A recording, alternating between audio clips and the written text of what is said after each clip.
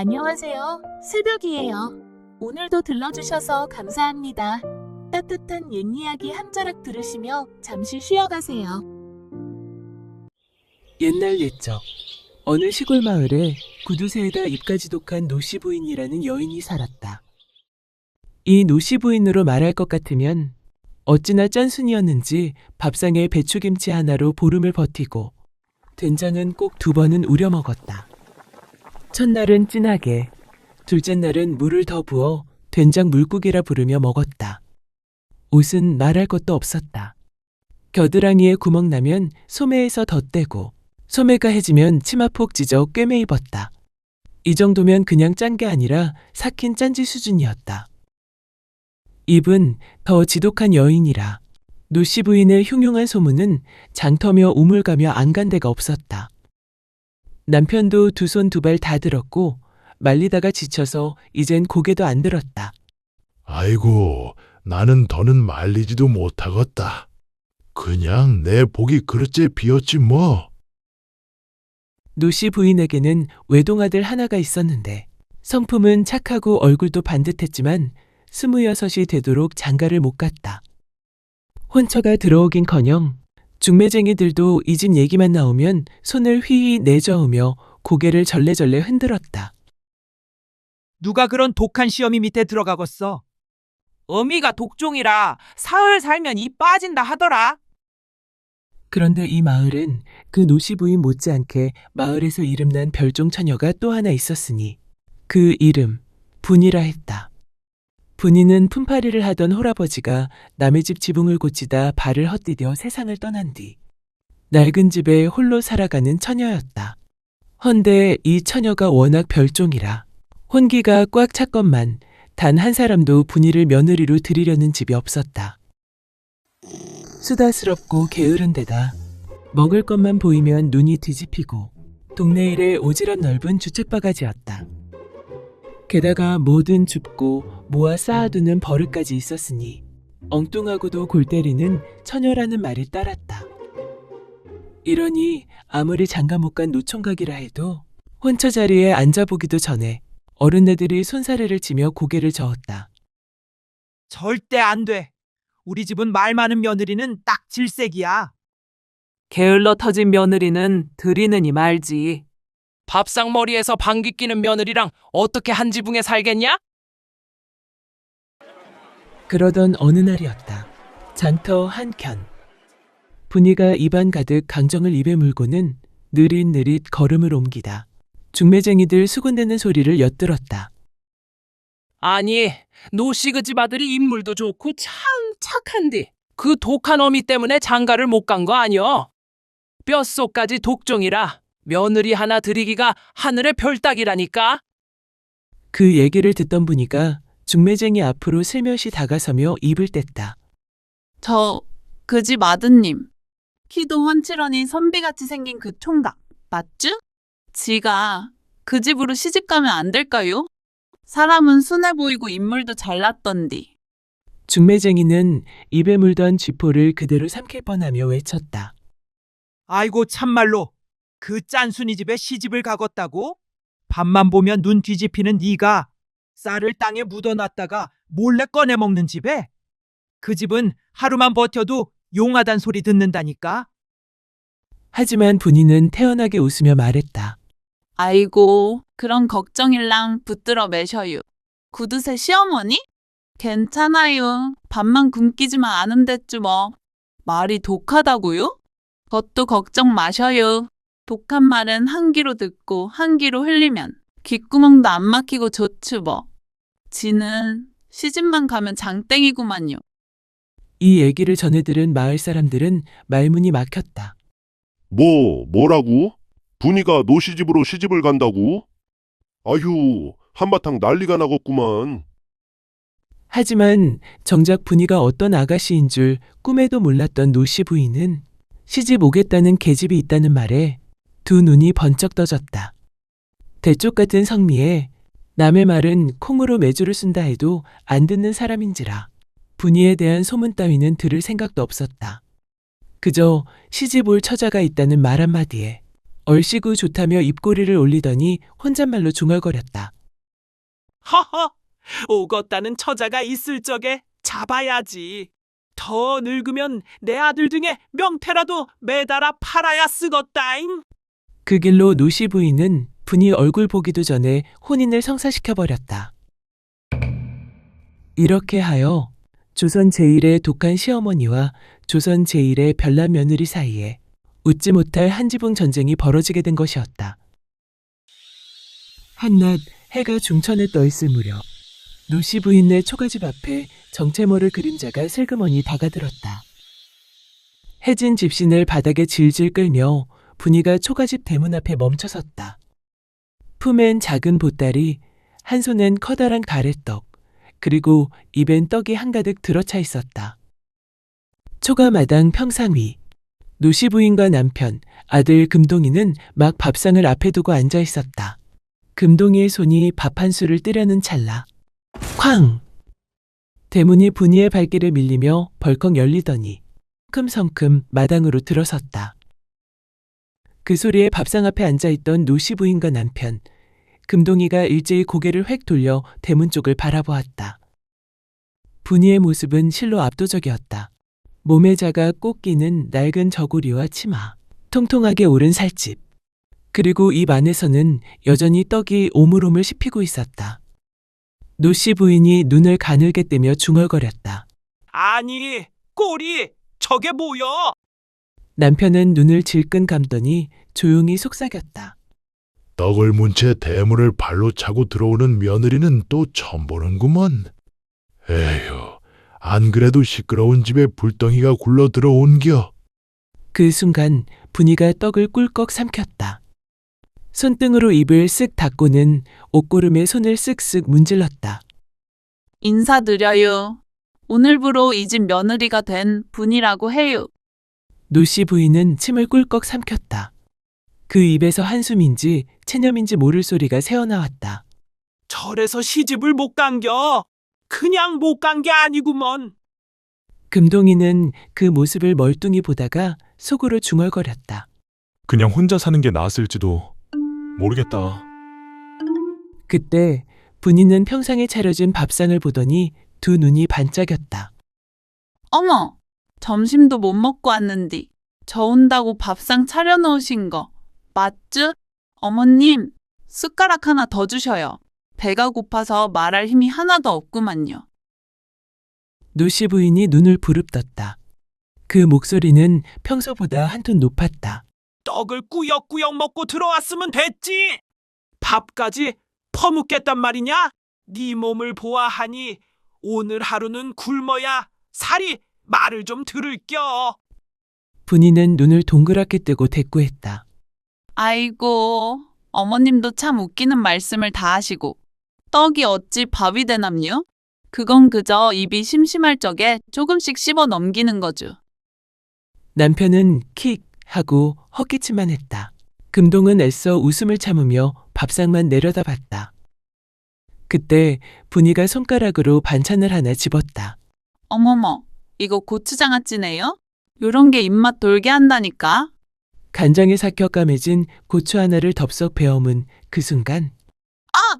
얼굴이 찡그려지며 눈물이 핑 돌았다. 입안이 뻑뻑해질 정도로 짠 기운이 몰려왔다. 분이는 꺽 숨을 들이켰다. 태태, 이건 고추가 아니라 짠물 주머니 아니에요? 어머님, 이거 왜 이렇게 짜요? 간장을 들이마신 것 마냥 목이 바싹 타들어가구만요. 분이는 고추를 냅다 밥상에 던져놓고 두 손으로 입을 부비적거리며 소리쳤다. 어머님, 이거 사람 먹으라고 만든 거 맞아요? 노씨 부인은 팔짱을 낀 채 태연히 말했다. 그 고추 하나면 밥 한 공기 뚝딱이여. 이제 너도 이 집에서 살려면 우리 집 밥상에 길들여줘야 할 게다. 고추 2개는 사치야. 그리고 곁에 있던 남편도 코를 훌쩍이며 중얼거렸다.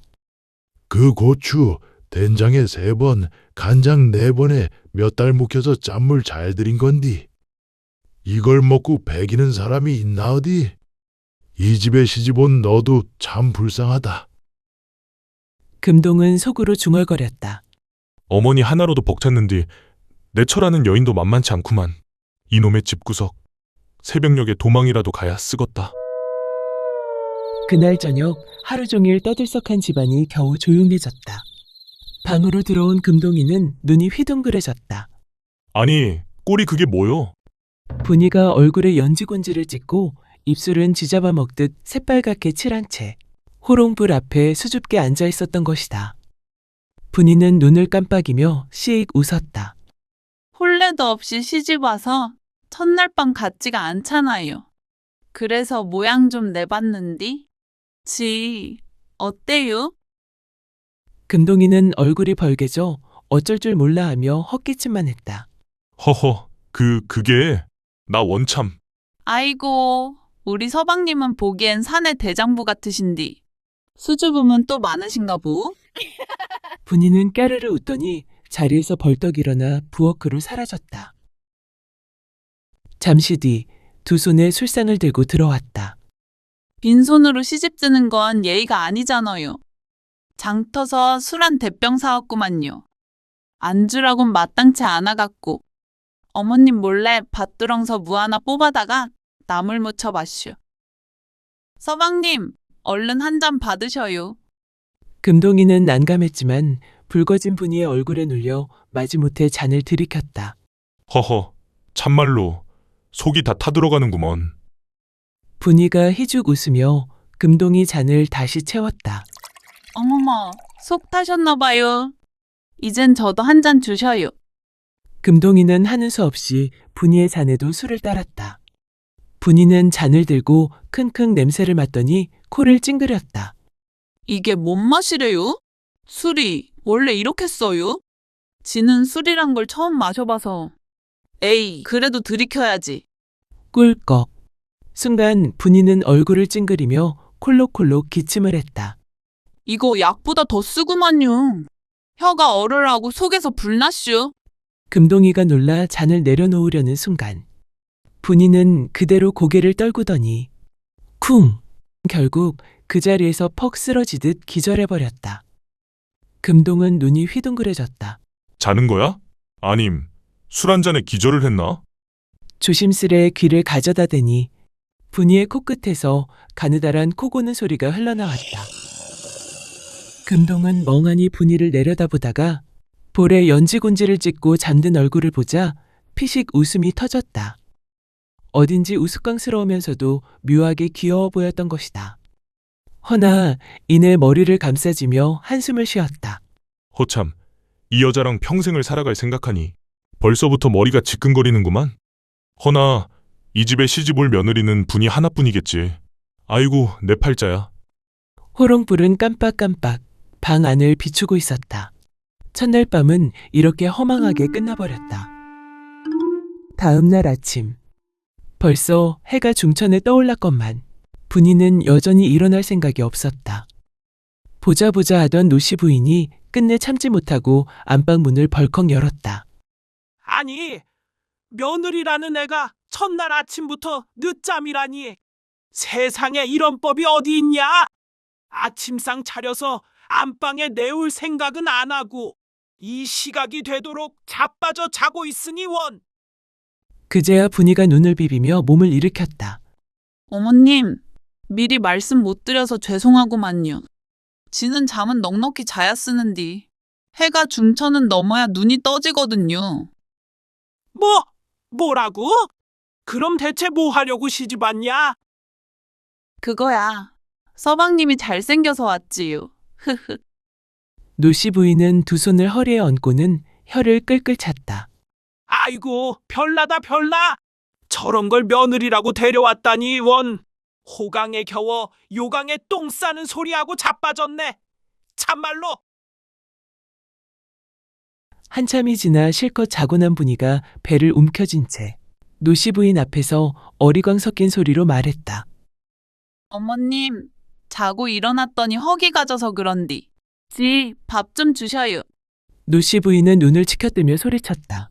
아니, 이게 어디서 배워먹은 버르장머리냐? 넌 손이 없냐? 발이 없냐? 분이가 밥 달라며 찡찡대자 노씨 부인은 씩씩대며 부엌으로 가더니 찬물에 밥만 덜컥 말아내왔다. 대충 대접에 담긴 그 꼴은 꼭 개밥 같았다. 어머님, 찬 하나 없이 이걸 우찌 먹으라고 내주시나요? 그러지 마시고 김치라도 좀 내주시면 안 될까요? 아침부터 네가 뭘 했냐? 밭일을 했냐? 청소를 했냐? 밥을 차렸냐? 아무것도 안 했으니 그거라도 주는 걸로 감사히 여겨라. 분이는 대접을 내려다보며 입을 삐죽였다. 아침상까지 내가 다 차려줬으니 양심이 있거든. 점심은 네가 차리거라. 아침까지 얻어먹었으면 그게 당연한 줄 알아라잉. 점심때가 되자 분이가 안방문을 벌컥 열고 상을 들고 들어왔다. 의기양양하게 상을 내려놓자 노씨 부인의 두 눈이 휘둥그레졌다. 밥상 위에는 웬걸 찬물에 밥만 말아놓은 대접뿐, 반찬은 그림자도 없었다. 아니, 이게 무슨 짓이냐? 왜 그러셔요? 어머님도 아침에 이리 주셨잖아요. 누군 고추장아찌라도 집어먹는디, 누군 물밥만 삼키고 그런 게 어딨어요? 다 똑같아야 쓰는 거 아니에요? 그때 마침 나무하러 갔다 돌아온 금동이 방으로 들어섰다. 이마에 땀이 송골송골 맺혀 있었다. 점심때라 서둘러 왔는디. 아니, 집안이 왜 이리 소란스러우요?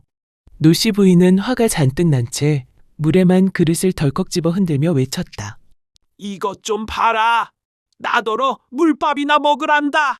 세상에, 이게 말이냐? 그리냐? 분이는 두 손을 허리에 척 얹고 당당히 말했다. 그럼요. 이 집 식구가 다 한솥밥 먹는 거 아니에요? 누군 물밥, 누군 참곁들이고 그런 건 말이 안 되죠. 허구한 날 지도 물밥만 주실 거면 아버님도 어머님도 서방님도 다 같이 물밥 잡수서야 쓰겄지요. 노씨 부인은 그 말에 얼굴이 벌겋게 달아올랐다. 내가 평생 살면서 이런 소린 또 처음 들어본다. 며느리 들어오면 살림이 편해질 줄 알았더니 속이 들끓는구나. 끓어. 그렇게 한 달이 흘렀다. 노씨 집은 단 하루도 조용한 날이 없었다. 분이는 동네 사람들이 그 집 시어미 입이 독하다, 구두쇠다 하던 말은 귀가 따갑게 들었지만 이 정도일 줄은 꿈에도 몰랐다. 노씨 역시 마찬가지였다. 아이고, 내가 미쳤지. 차라리 장가를 안 보냈어야 했는디. 손 안 대고 코 풀어보겠다가 낭패 봤네. 저녁 무렵 분이서 쌀을 씻다가 그만 팔꿈치가 툭 터졌다. 구멍이 손가락 하나가 쏙 들어갈 만큼 크게 벌어지자 분이는 툴툴대며 노씨 부인 앞으로 다가갔다. 어머님, 이 옷 좀 보셔요. 여기저기 구멍투성이구만요. 이 꼴로 장에 나가기도 창피한디 새 옷 한 벌만 사주시면 안 될까요? 노씨 부인은 눈을 흘기며 콧방귀부터 뀌었다. 허허, 세상에. 옷에 구멍 좀 났다고 새 옷 타령을 하다니. 그까짓 거 꿰매 입으면 되지. 댁이 무슨 양반집 규수인 줄 아오? 사치 부릴 생각 말고 입던 옷이나 아껴 입어. 다음 날 아침 분이가 옷을 챙겨 입으려 하니 눈앞에 놓여있던 건 새 옷이 아니라 기묘한 누더기 옷이었다. 어제 입던 저고리에 걸레 같은 천조각을 덧대고 꿰매나서 꼴이 꼭 품바거린 옷 같았다. 아이고 세상에, 이게 뭔 꼴이래요? 새 옷 사달랬지? 내가 밤새 정성껏 새 옷 만들어 놨다. 구멍 난 데마다 천덧댔으니 이보다 튼튼한 옷이 어디 있간디? 앞으론 아무 데서나 옷 타령 말고 그 옷이나 잘 입고 다녀. 분이는 누더기를 입고 마당에 서서 훌쩍거렸다. 입술이 대빨 나와 꼭 오리주둥이 같았다. 마침 그때 장에서 돌아온 금동이 지게에 나무짐을 지고 들어섰다. 어깨엔 땀방울이 송골송골 맺히고 팔뚝엔 장작무게로 선명한 자국이 남아있었다. 아니, 이게 무슨 꼴이여? 누가 우리 분이한테 이런 품바옷을 입혀놨대? 누구긴 누구것슈? 동네 구석구석 눈 씻고 찾아봐도 어머님 말곤 이리 누더기 옷처럼 천덧대 입는 사람 없지라. 튼튼하다고? 무쇠 갑옷보다 낫다나 뭐래나? 이 꼴로 밖에 어찌 나가남뉴. 금동은 잠시 멍하니 분이를 보다가 푸아하하고 웃음을 터뜨렸다. 허허, 그래도 그 옷 입으니 더 귀엽구만. 장에 나가면 사람들이 품바새색시라 부르겄다. 하하. 분이는 더 토라져 등을 획 돌리고 입술을 쭉 내밀었다. 다음 날 해가 머리 위에 걸릴 즈음 금동이 지게에 나무짐을 잔뜩 지고 들어왔다. 땀이 줄줄 흐르는 얼굴로 괜히 시큰둥하게 말을 꺼냈다. 분이야, 장에 같이 갈텨? 나무 좀 팔아갖고 뭐 볼 게 있어서 그려. 그 길로 둘은 장터로 향했다. 금동은 나무짐을 팔아 엽전 몇잎을 받아내더니 옷감 파는 가게 앞으로 발걸음을 옮겼다. 여기서 마음에 드는 거 하나 골라봐. 비단 옷은 언감생심이고 무명옷 한 벌 살려는 거요. 그래도 뭐 새 거는 새 거 아니여. 분이는 눈이 동그래졌다. 서방님, 진짜 사주시는 거예요? 금동은 얼굴을 붉히며 머리를 극적였다. 그럼 내가 여기까지 허투루 데리고 왔겠냐? 진즉부터 사주려고 몇 푼 모아놨지. 맨날 구멍 숭숭 난 옷만 걸치고 다니는 거 내가 보기 민망하더만. 맘 바뀌기 전에 얼른 고르라니까. 분이는 무명 치마 저고리를 조심스레 집어들었다. 투박하지만 깨끗하고 단정한 옷감이었다. 그 옷을 품에 안는 순간 눈가가 촉촉해졌다. 서방님, 지가 앞으로 잘할게요. 에휴, 괜히 별것도 아닌 것 같고 쓸데없이 눈물은 왜 흘리는 거요? 정 고맙거든. 나 닮은 예쁜 딸 하나 낳아주든가. 금동이의 말에 분이는 얼굴이 붉어지며 작게 중얼거렸다. 나 참, 서방님도 별소리를 다 하시네. 어느 날 분이가 빨래터에 나가니 젊은 아낙네들이 방망이를 두드리며 수군거리고 있었다. 저 모퉁이 돌아 두 번째 초가지 말지? 대추나무 크게 서 있는 그 집 말이야. 아이고, 알다마다. 그 집 서방이 주모랑 눈이 맞았다더만. 옆편네 몰래 주막을 들락거린다 하더라고. 분이의 두 눈이 동그래졌다. 호기심을 못 이겨 그 집 앞으로가 기웃거리자 마침 안주인이 문을 벌컥 열고 나와 노려보았다. 아니, 뭐가 궁금해서 그리 남의 집을 기웃거리슈? 분이는 쭈뼛거리며 머리를 극적이다가 입을 뗐다. 아이고, 이 말을 내가 해야 하나 말아야 하나. 속이 다 터져서. 뭔 소리여? 속 터지게 굴지 말고 어서 말으슈. 저짝 빨래터에서 들은 소린디. 아줌니 서방이 주모랑 좀 수상한 사이라 하더라고요. 분이의 말에 안주인의 얼굴이 파래지더니 그 길로 주막으로 달려가 술상을 엎으며 난리를 피웠다. 헌데 웬걸, 사실은 친구들과 술만 마신 것이었으니 아낙네들 입방아가 빚어낸 헛소문이었다. 결국 주막은 삽시간에 아수라장이 되었고 사실이 아님이 드러나자 옆편네는 분통을 이기지 못해 소문을 처음 낸 안악을 불러세워 머리채를 와락 틀어지며 혼쭐을 냈다. 얼마 뒤 그 소문을 낸 안악이 분인의 집으로 들이닥쳤다. 얼굴은 화로 벌겋게 상기되어 있었다. 아니, 세대! 왜 남의 집 얘기를 함부로 퍼뜨려서 나를 이꾸를 만들었냐 말이오? 어? 분인은 눈을 껌뻑이며 기어들어가는 소리로 대꾸했다. 전 그저 그 아줌 서방이 수상하다 해서 알려드린 것 뿐인디. 안악은 눈을 부릅뜨고 분이를 노려보았다. 분이는 뒤로 슬그머니 물러섰다. 그때 마루에 있던 노씨 부인이 팔짱을 끼고 나섰다. 눈빛이 번쩍이며 쩌렁쩌렁 소리쳤다. 어디서 입을 함부로 놀려? 남의 집 일을 씨부렁거린 건 네 탓이지. 뭘 잘했다고 여기 와서 큰 소리 치고 앉았어. 안악은 기세가 꺾여 머뭇거렸다. 어디서 뺨 맞고 와서는 우리 며느리한테 성질을 부려? 다시는 쓸데없이 입방아 찢지 말어라. 또 헛소리 찍어내면 내가 동네 어른들 모아다 네 혀 놀린 거 낱낱이 까발려 버릴 테니 각오하고 살아. 안악은 씩씩거리며 뒤돌아 나갔다. 분이는 눈이 동그래져서 노씨 부인을 바라봤다. 지금 어머님이 내 편을 드신겨? 노씨 부인은 잠시 분이를 바라보다가 툭 하고 뱉듯이 말했다. 흥! 고마울 것도 없다. 내 며느리가 동네 안악한테 들들 볶이는 꼴은 나도 못 보겄다.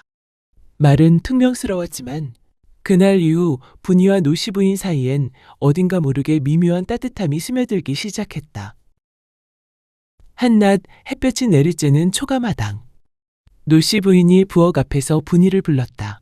며느라, 장에 가거든 두부 한 모만 사오너라.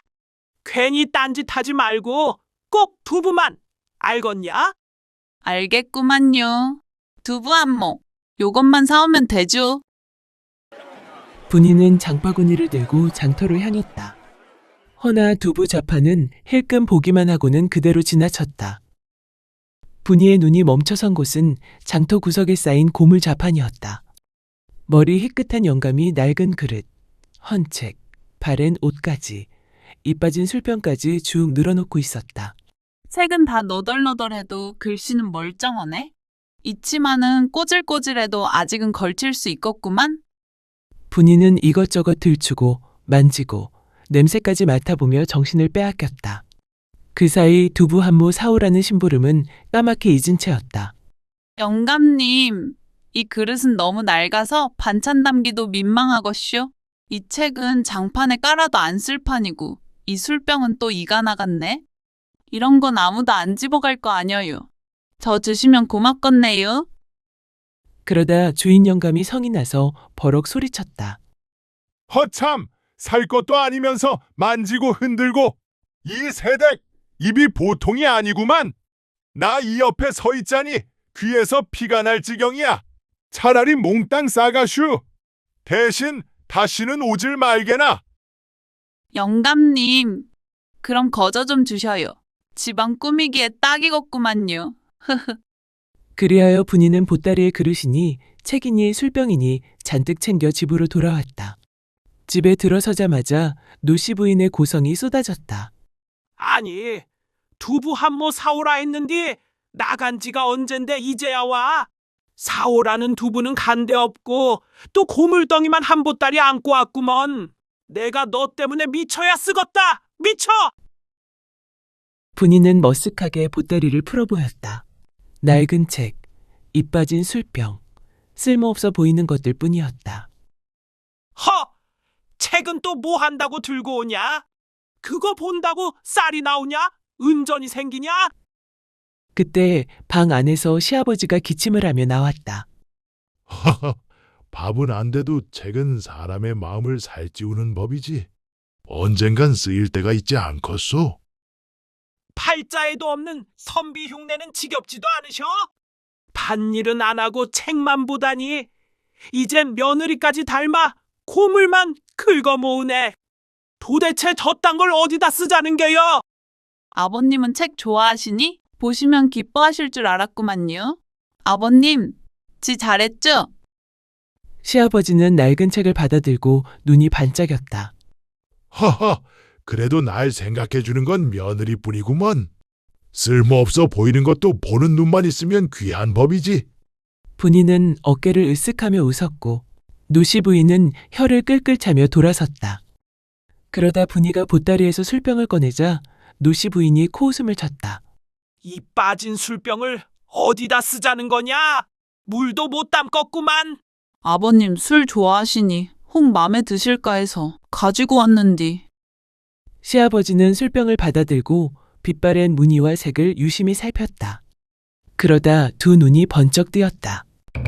오호라, 이건 예사 술병이 아니구만. 백자주병이 틀림없다. 비록 입은 깨져 흠이 났으나 이 무늬며 빛깔을 보게.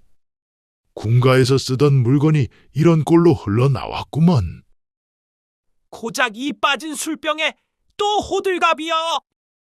영감이나 며느리나 속아 넘어가는 솜씨는 둘 다 천하일품이구먼.